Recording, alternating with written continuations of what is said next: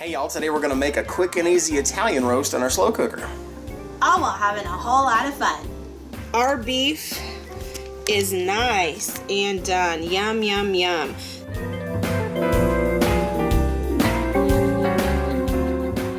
Hey guys, welcome back to my kitchen. I am Cris from ReaderRecipes.crock.com. And I am Mikey from ReaderRecipes.crock.com. And today we are making a quick and easy beef roast in your slow cooker. Now when I say quick, I mean it's quick to put together. It's going to cook all day. Well, that's easy. Just so that we have that clear. But we need some of those cook all day recipes sometimes. So when we got lots going on, and it'll cook all day, and then it'll be a wonderful, tender sandwich Now, at the end.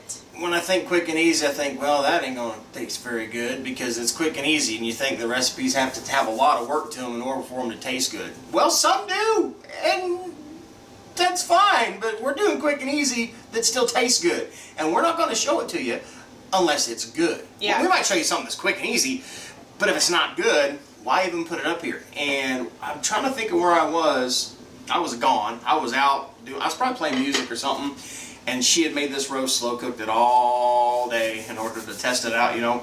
And I get home, and I was playing music because I remember calling you on the way home, like, hey, really haven't had anything to eat. I'm kind of hungry.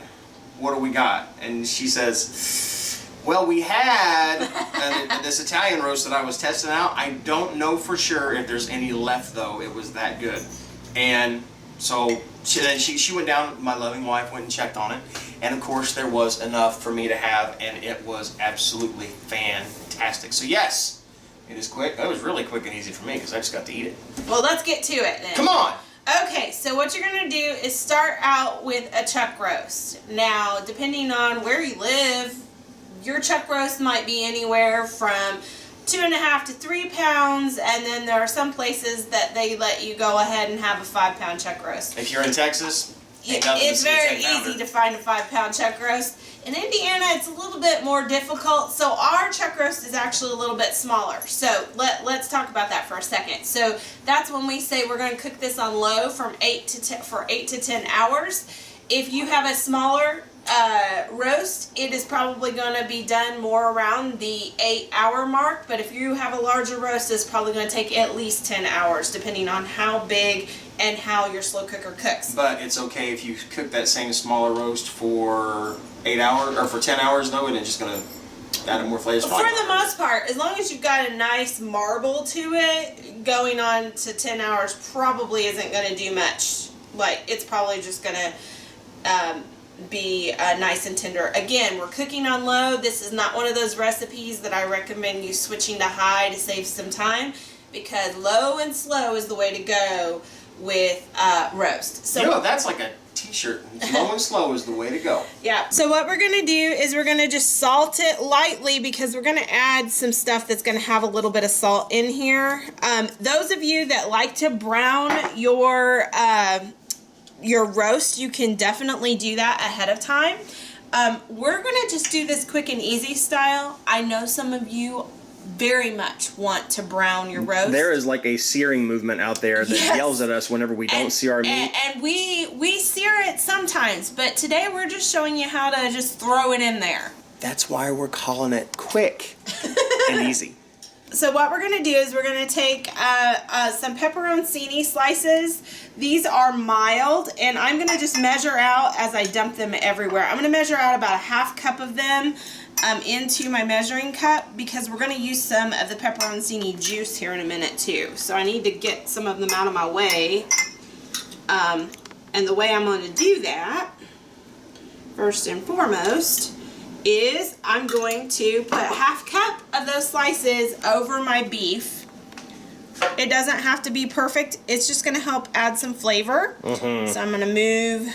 There we go. All right. And if you've noticed, we've switched over to pepperoncini rings. It's just because it's so much easier to handle. Well, and this is going to be for a sandwich, so we like to have it already cut up. You don't have to worry about those stems. So with this same fork, I'm going to use it to kind of hold back some of the pepperoncinis. I'm going to take a 1/2 cup of the juice.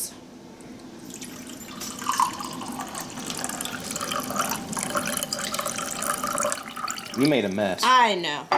Now, if you don't like spice, you can use broth instead on this step. But we're just going to go ahead and pour that over the roast to begin with. Now we're going to take 24 ounces of our favorite marinara sauce. Low carbers know that this is where I tell you to check your carb counts on your marinara sauce.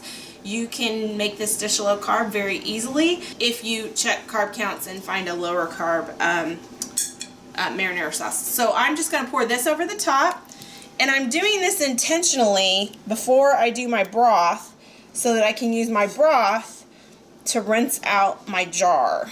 Because that stuff is expensive and you want to use every little drop of it. So now we're going to do a half cup of broth. Beef broth. Yes. And I'm going to just pour it in my marinara sauce jar to rinse out my jar. I'm going to put the lid back on snugly and shake it so it rinses out the whole jar, and then I'm going to add that to the roast. You know, last time we had a bucket on the floor. Those are my shoes this time, so sorry I didn't put my shoes up. So now we're going to put this on low, and we're going to cook it for 8 to 10 hours. I will check it at 8 to make sure it's fork tender. Fork tender means I can take 2 forks and it'll just fall apart whenever I do that. Because we're going to want to shred this up and then get your favorite kind of wrap, bun, whatever you want, or you could eat it like this, and we're going to melt mozzarella cheese over the top of it. It is quite yummy. So we'll see you back here in 3, 2, 1, and we are back. Mikey is not with us because the roast got done way sooner than it was supposed to.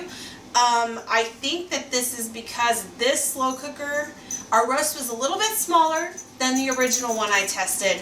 And then also this slow cooker tends to cook a little bit hotter than my other slow cookers. So I checked it because I started smelling it around 5 hours, and it was starting to fall apart, and so by 6 hours it was completely falling apart. But that is because our roast was a little bit smaller usually than what we make, and it also, like I said, I should have known with this slow cooker it was going to cook a little bit faster. So that's just something to keep in mind. Just goes to show you, even us, we cook with them all the time, and a roast almost always takes 8 hours around here, and today it was done much sooner. But what I want to do is I want to, oh, it's yelling at me now. I want to shred up this beef. So I'm going to grab you so you can help me. So there you can see our beef is nice and done. Yum, yum, yum. So I just like to take my mix and chop or my, it's a zing tool. I'll make sure it's linked in our Amazon shop. I just run it through. You can also just take 2 forks. If you want to, you could also take the meat out and run it just real quick through your stand mixer. It's fogging it up. Here, I'm gonna put you back. I'm gonna put you back because you're really steamy. And you look a little bit like, what were those glamour shots back in the day? Come on, come back to me. There you are. Okay, I'm gonna go back over here. So you can shred this meat any way you want to. Like I said, this kind of, this little tool makes it kind of easy to just really quickly just run it through, especially when it's this tender. I will tell you, I have never had a roast at 6 hours be this tender. So it really surprised me today. But again, like I said, our roast was quite a bit smaller than what I had intended. But that's what happens when you do grocery pickup and you don't go pick out the roast yourself. So that kind of happened to me. So another thing that happened is our buns were not thawed yet because, again, the roast got done sooner than I thought. So I've got them here. This is one of those low carb options. You'll see this also in our Amazon influencer shop for any of you low carb folks. If you want to eat this sandwich on a bun, you can, or you can always do low carb tortillas or low carb lavish bread, or you can do you what I'm going to do right now, because I can, is you can take a slotted spoon and grab some of this meat and just eat it off of a plate. And so I'm going to put a little bit of that beef on here, and then I'm going to take some shredded mozzarella and sprinkle over the top. Now, you can do that on a sandwich, and I have. Or if you have sliced mozzarella, that's also really, really nice on top of this, particularly whenever you're enjoying a sandwich. I just like how melty and it gets all over all of the sandwich. So I'm going to come see you and show you what we got. I have been smelling this all day and I just cannot wait. So, of course, if I waited just a little bit longer, all that cheese would be melty, and that would be really, really nice. But hey, it's already starting. See? Right there? I like those flavors, and I love this as an alternative to a traditional beef roast, or even, don't tell Mikey, a Mississippi beef roast, because that's how we traditionally have it around here. This is just such a different kind of flavor. It's just nice to have a different rotation in place.